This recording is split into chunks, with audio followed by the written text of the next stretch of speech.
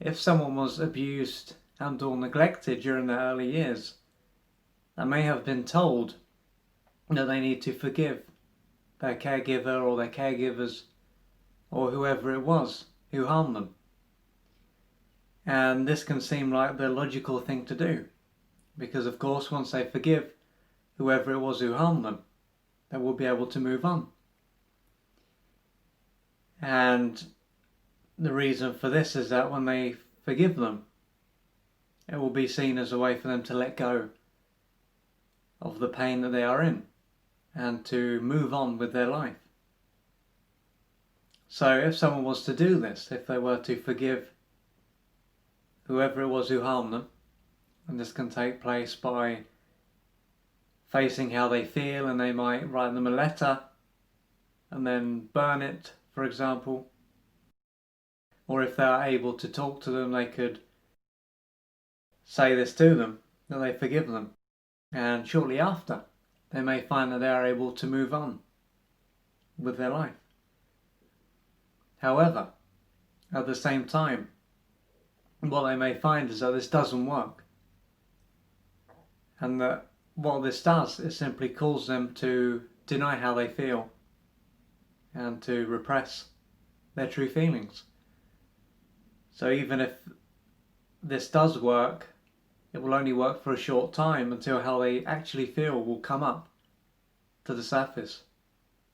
And it could come up because another person who is not related to the abuser triggers their pain, so it brings it up. And they could be surprised because they could think, well, I forgave this person, why is this pain still there? Or I forgave this person, why do I still feel so bad about myself? And the reason why this might not work, probably will not work, is because the person who they will need to forgive in order to move on is themselves. And the reason for this is because when they were younger, they would have been egocentric. So they would have taken what took place personally. It then wasn't that there was something wrong with the other person. It was that there was something wrong with them.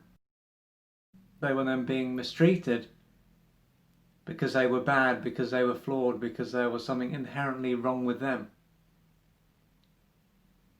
And this is why it will be essential for them to forgive themselves. Because what took place wasn't their fault. They didn't deserve to be mistreated. There was no reason for this to take place. It was due to what was going on for the other person, not them. And so for them to actually let go, or a big part of letting go will be for them to forgive themselves. For them to accept that it wasn't their fault. Not just intellectually, but to emotionally, to really get this at the core of their being. And as this takes place, because this will be a process, they may find that they naturally forgive the other person. And this is because they will be coming from a different perspective. They will have a different consciousness. So it won't be that their child self is forgiven them because it really wants approval. The adult self will see that the person who harmed them was simply in a bad way themselves. They were stuck in a certain level of consciousness that caused them to mistreat them when they were younger. So forgiving others can be seen as the last result, and it's not even essential. So someone can forgive themselves and work through their wounds, and whether they forgive the other person is irrelevant. In fact, it could be seen as forgiveness is not important. Forgiveness is simply, as I've just said, their child self trying to understand and let the other person off the hook. But as their adult self, as they develop the adult self, And as they're coming from this place, there will be nothing to forgive. Because this will just be a past experience, something that's in their past, and they will just be able to see it as something that happened.